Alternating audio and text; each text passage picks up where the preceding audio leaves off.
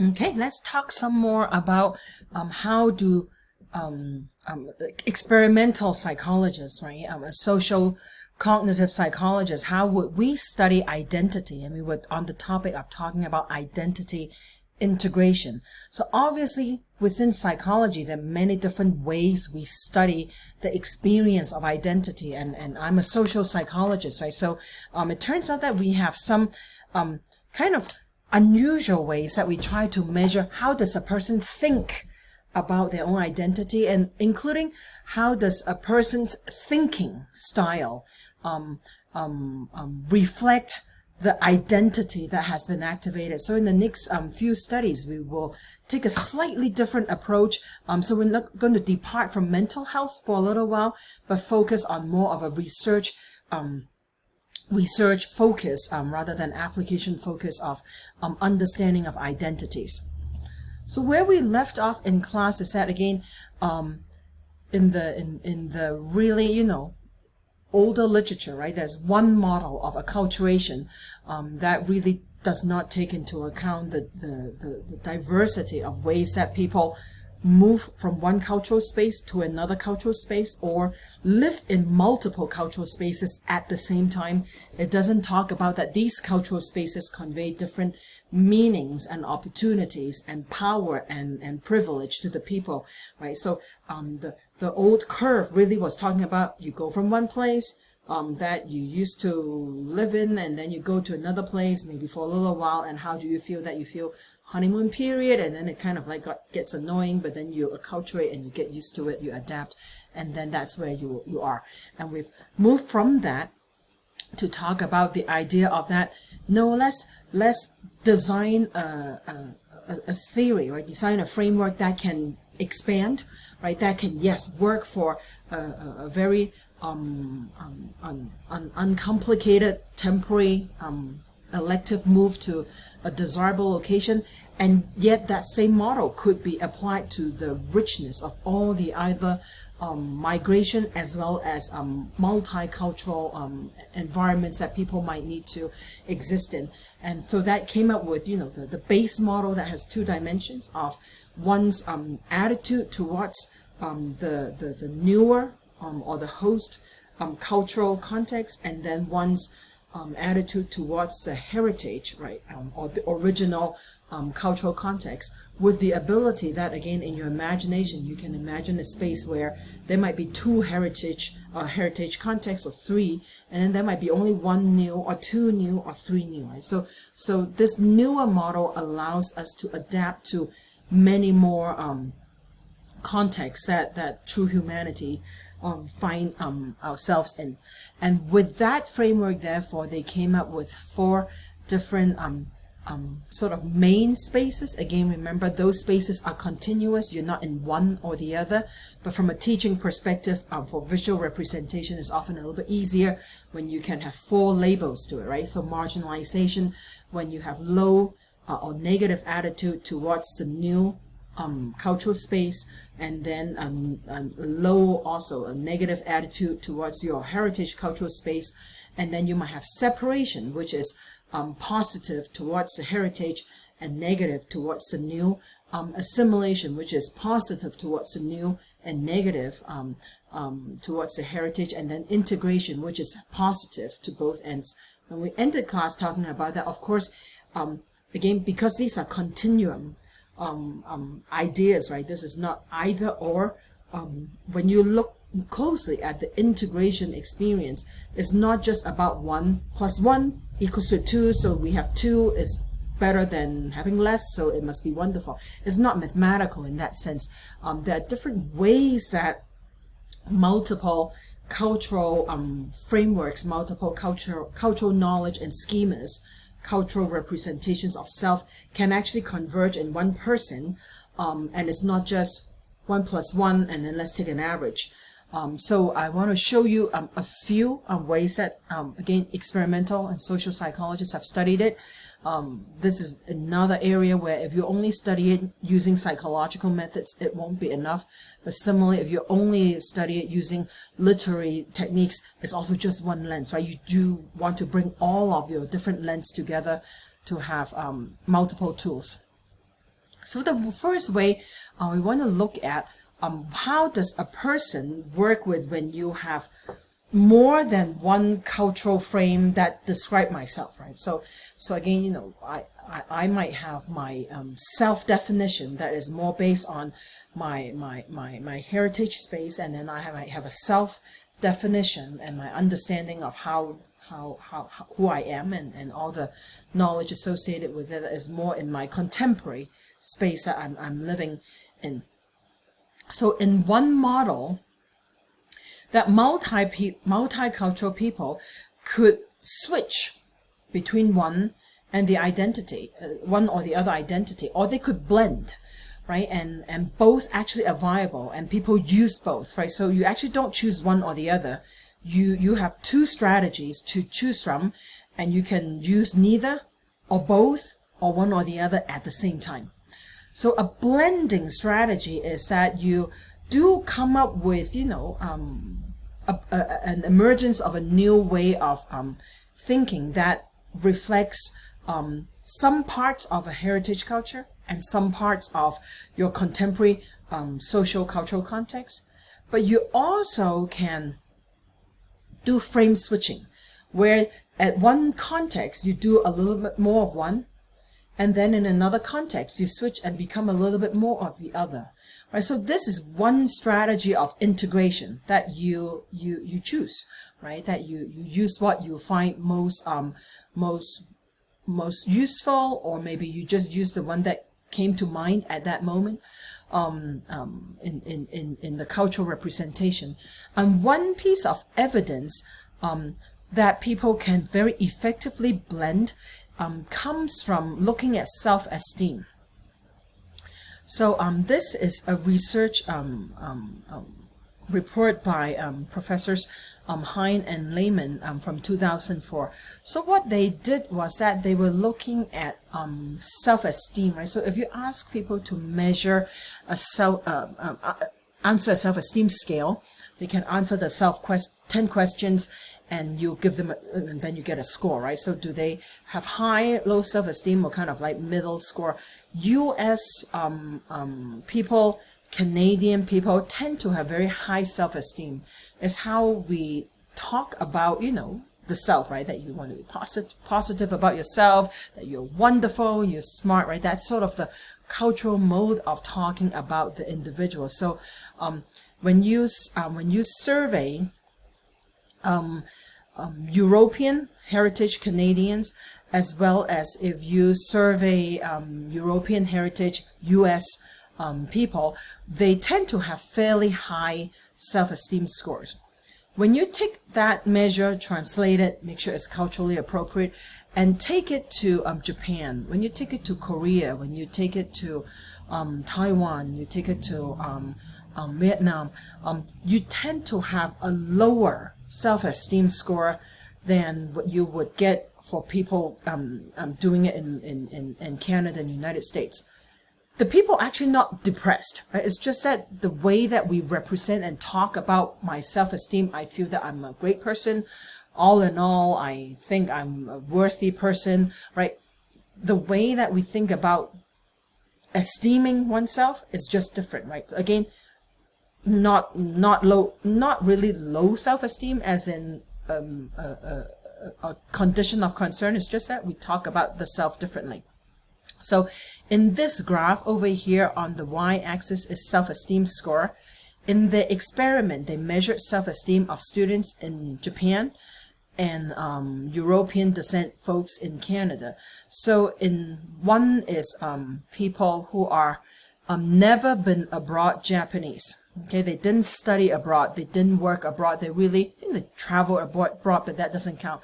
That you are living primarily in Japan, and that's their average self-esteem score of that sample.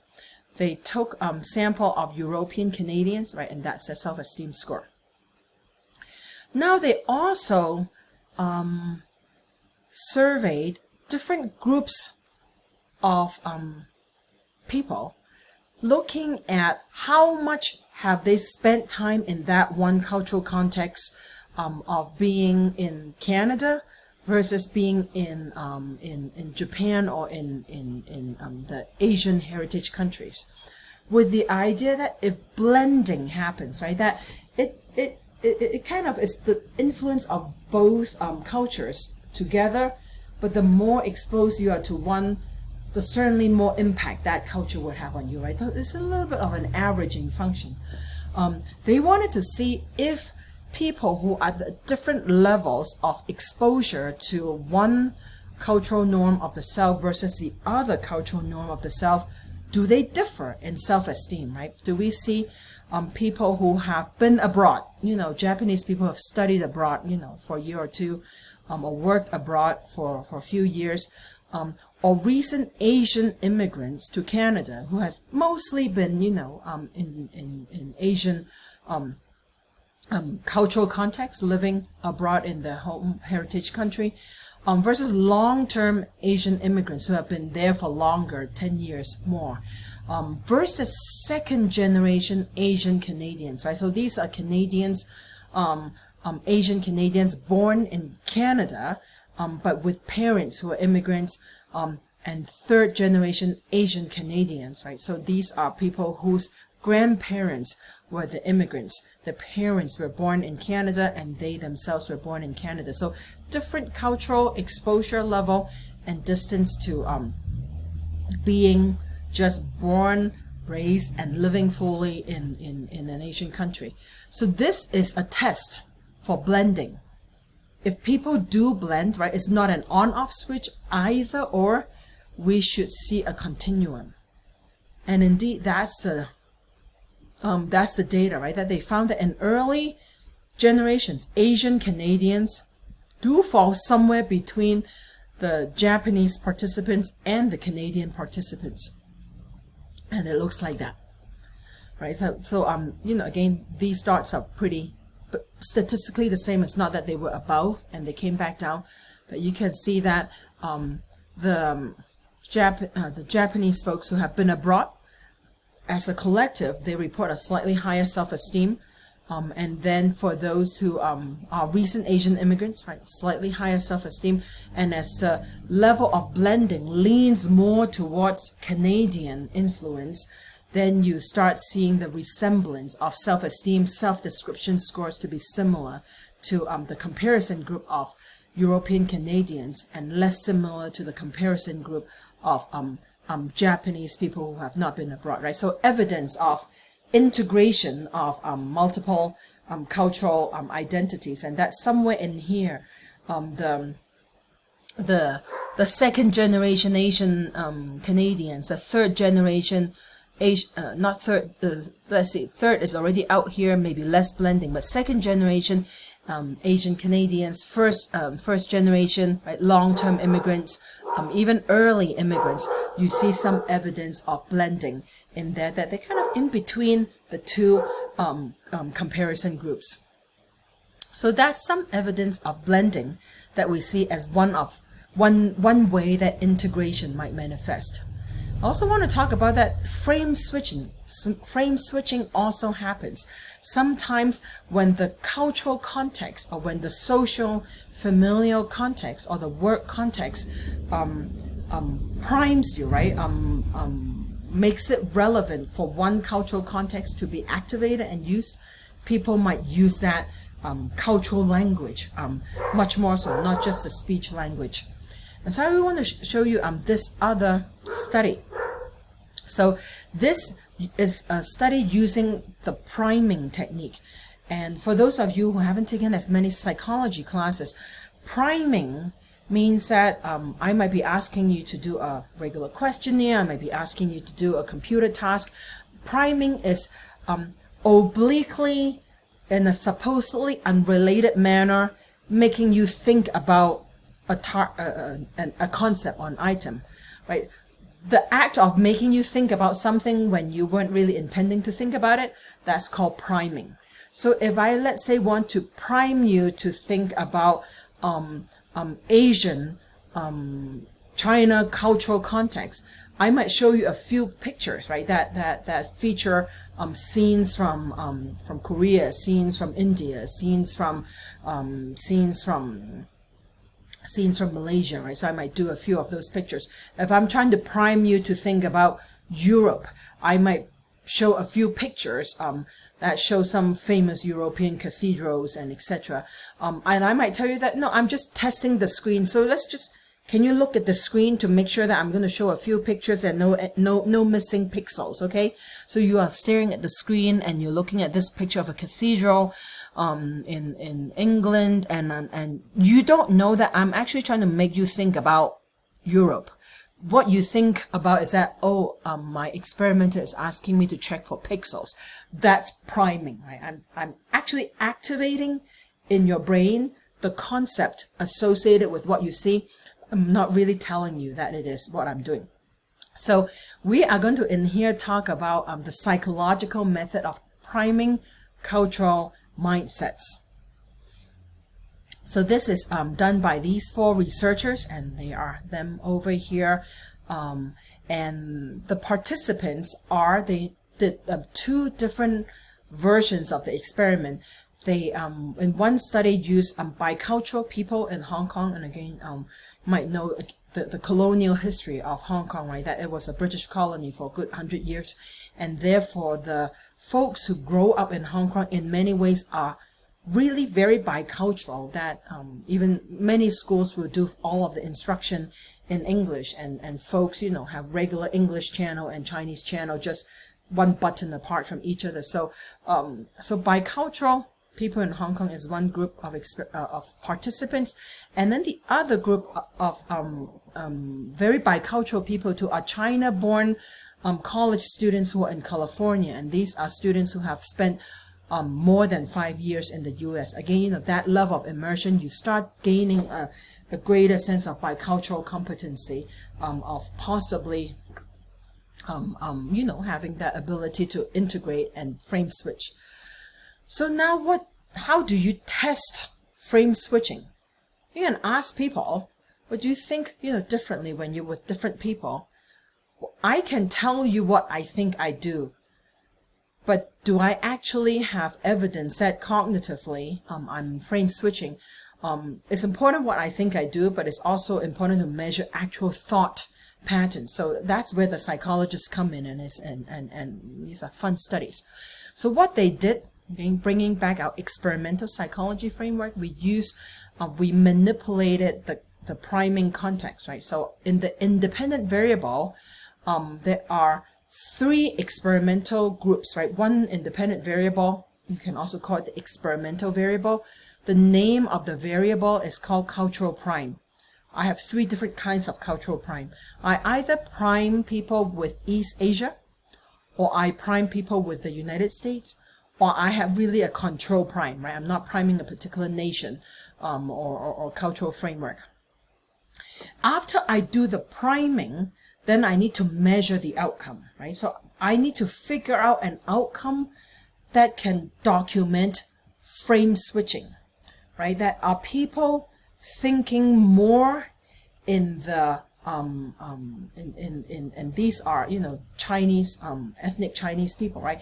Are people thinking more in the cognitive pattern that is more descriptive of a Chinese cognitive reasoning pattern, or are people showing a cognitive perceptual pattern that is more descriptive of what we would see with white Americans in the United States? So I need to figure out a new dependent variable. I figured out my independent variable, right, the predictor.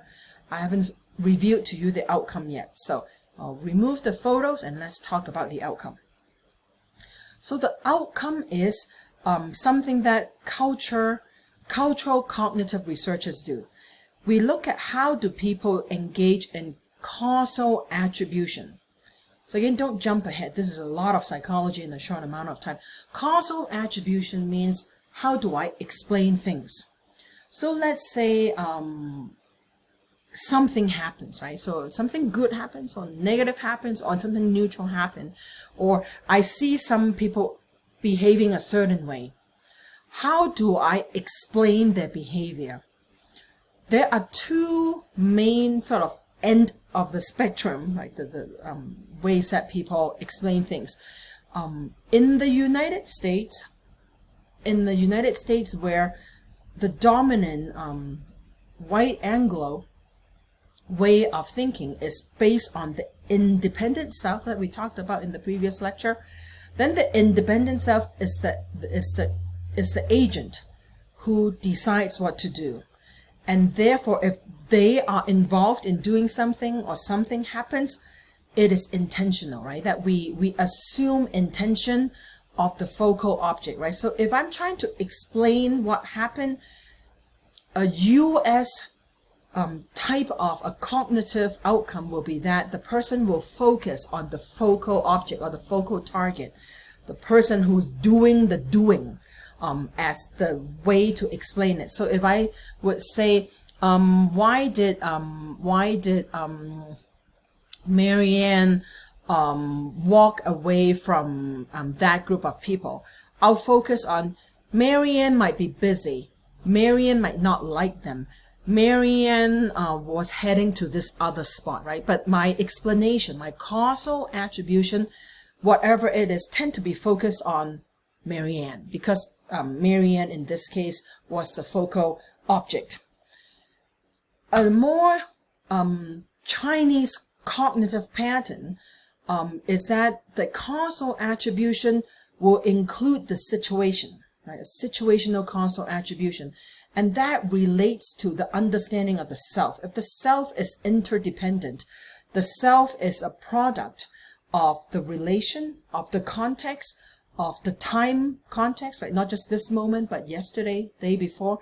Then if I ask, why is Marianne doing that? It would certainly can't be explainable just by Marianne, because it would be, oh, it's because of, right? Then you would pay attention to what else is in the context. Oh, that group, that side of the room was too crowded. And so, so that might cause her, right? The crowdedness of the room might cause her to move to a less crowded side of the room. That would be a situational focus, of my causal attribution, you see? And that causal attribution, which is a very cognitive process, ultimately relate to how we define the self, right? The independent self or the interdependent self. So this is a little bit of the mutually constitutive part of culture and the individual. The individual defines the cultural norms of how we explain things, but the cultural norms of how we explain things normally also help the self define itself as being more independent or interdependent. So if this part is clear, right, the independent variable, I'm going to manipulate. I'm going to either prime East Asia or United States, or not really prime a particular cultural context. I think by showing one or the other prime, I can make the person demonstrate more of the United States type, independent self type of a cognitive pattern, or I can make the person display more of the interdependent self, the Chinese way of a cognitive pattern, right? Again, this goes back to the self. So let's see what they did. So they either presented people with a Chinese prime, they have a little writing exercise, right? So again, they prime them. They don't tell them, I want you to think about Chinese cultural values. They didn't do that. They have a writing exercise. They ask people, which country does this picture symbolize? Use 3 adjectives to describe what this picture symbolizes, right? And it's 3 adjectives. It's not 30 pages. So it's just a very small activation of the cultural concept. They either this, did the Chinese themed primes. Again, Chinese prime makes sense in this studies because they were using ethnically Chinese people who are either Chinese international students or Chinese naturalized students who are in California, who's been there for greater than 5 years, or they are doing Hong Kong bicultural Chinese participants. So they either showed them that, or they showed them United States prime, right? So that things that make them say, oh yeah, this symbolizes the United States, and then they write the three words that make them these pictures make them think. Or they did something, the same thing with other control primes, right? General landscape and objects that's not intended or obviously associated with a culture. Now the very interesting next part is, okay, remember we activated the cultural context to see if people frame switch. If we remind people of one dimension of their bicultural identity, do they use that side of their identity more, even though we didn't ask them to?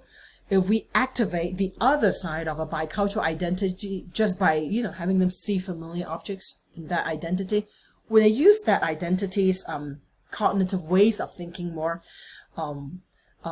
as an example of frame switching, right? That is kind of very automatic habit.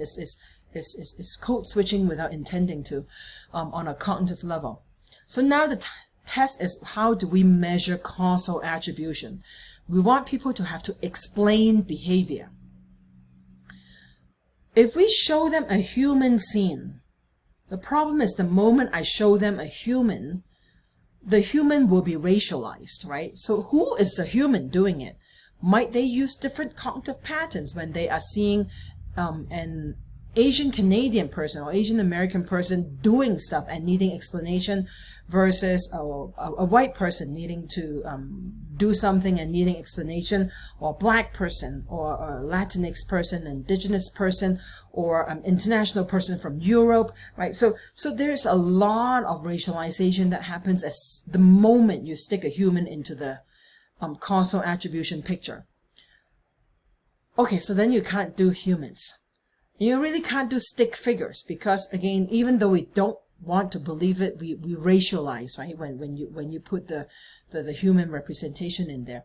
So what these researchers did is that they use fish. I know you like fish. It's like, yes, they do fish.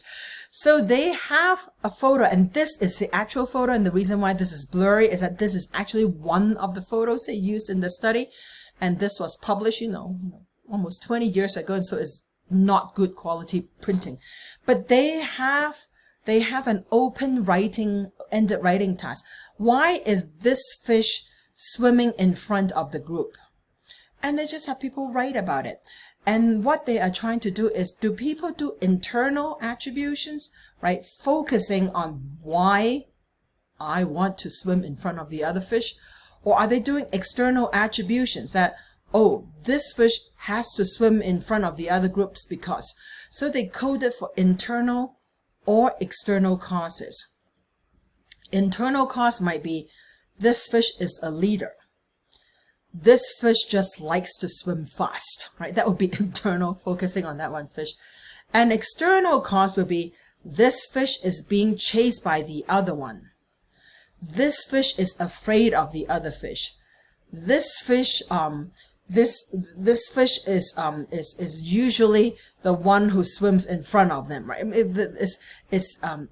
There is emphasis on the context versus of focusing on the fish, right? So if you focus on just the focal object, that will be, again, a much more common North American way of thinking, because the norm is to think about the agent who is behaving as the independent self, who decides to do things because of oneself.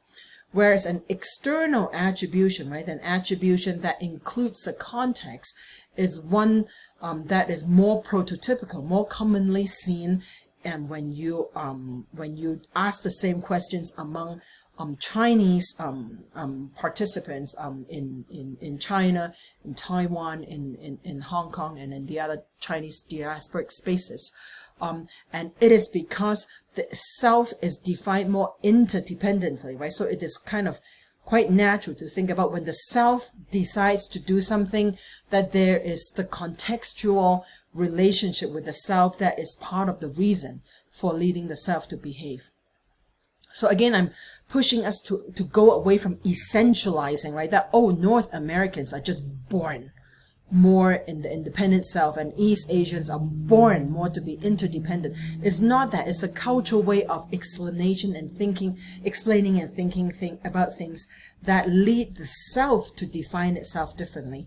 And that these things also, in this task that talks about frame switching, will get at essentialism. That, no, it's not like that because you were born and lived in one place that you are one and just that. People can frame switch based on the context, right, on what they more recently think about. So let's take a look at the data. So this is evidence again for frame switching. We're looking at frequency for internal versus external attributions. And over here on the y-axis, this is the likelihood for external attributions, right? So the higher the number, the more external attributions they made, and the less internal attributions they make. If you have people in the United States priming condition, not a lot of external attributions, much more internal. The same group, right, the same profile of participants put in control condition, somewhere in between. Same profile of bicultural people after a Chinese priming condition, much more external attribution, right? So people were changing in the ways that they were engaging in this reasoning task based on what cultural framework was most recently activated. So that's an evidence of frame switching. This is what we call a minimal intervention, right? It's a minimal intervention of triggering frame switching. We are doing it via priming. We are doing it just merely by showing pictures. But if you think about the lived experience, life is like a giant heavy-duty prime, right? Because if I go and visit my uncle and auntie and the extended family in LA, then it is not just like 3 pictures. The fact that we will be speaking in Cantonese, the fact that I'm surrounded by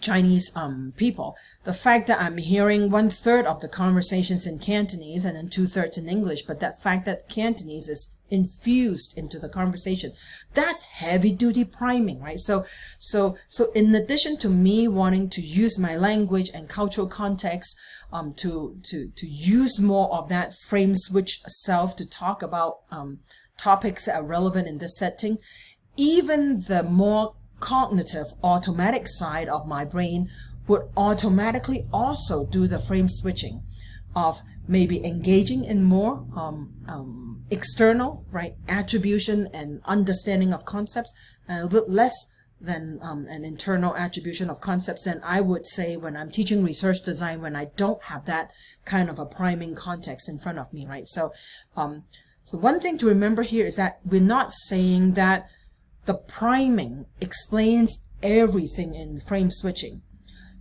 But what priming is saying that even at the most automatic cognitive level, frame switching happen. But frame switching also happen on the intentional, on the relational level. But it happens in definitely a very rich context. Not only do people use those attributions with different frequencies, they're also differently confident in those attributions. So in the US priming condition, people are less confident with those external explanations, control conditions in between. When again you frame switch into a Chinese thinking condition, right? Again, these very automatic, unintentional cognitive patterns, they have greater confidence in the external in the external attribution. So this is very different way of thinking about frame switching. This might not even be conscious. If you ask the person, do you think you're seeing those primes affected how you make attributions to how the fish was swimming? Most people will say no. I mean, the fish was culture free. It's just fish. And it's a black and white photo even, right? I mean, it's just fish. But even with these automatic tasks, right, that we don't explicitly infuse race and culture in it, race and culture actually enters it because the person carries it with them, even unintentionally into the cognition. So if you have the unintentional cultural use of culture, you add to it the intentional use of the culture. I want to use my heritage culture in here because I want to preserve it. I want to pass it on. Then you have both the automatic and the intentional frame switching happening at the same time, and that leads to one way of integration, right? That people can navigate both cultures and fairly fully at the same time. So I'm going to take a pause here and then record a new video for that final little experiment on creativity, which is, again, one that talks about that challenges, I think is one could argue is a resistant narrative that people say, oh, when you are blending, when you are frame switching, we understand that it could be a burden. And yes, it could be a burden. But you know what? It's not just a burden. It's also a strength, right? And we need to think about that strength as resistance too, because when we're talking about acculturation, it's not just about, oh, it must be so stressful. Yeah, it's stressful. But guess what? It's also pretty enriching. Just like that when you go to the gym to work out, well, does it make you tired? Oh yeah, it's tired. Oh, I'm so sorry that you have to work out. That is tiring. We don't talk about going to work out that way, right? So because when you go working out, you also like, but I feel good about it, right? So I'd like to invite us to not to not use a single-sided, victimizing narrative to write that. There is celebration and resistance and the opportunity to need to do this bicultural and multicultural navigation. So I'll therefore take a pause here and have a new video that will be much shorter that talks about that bicultural identity and what does that mean.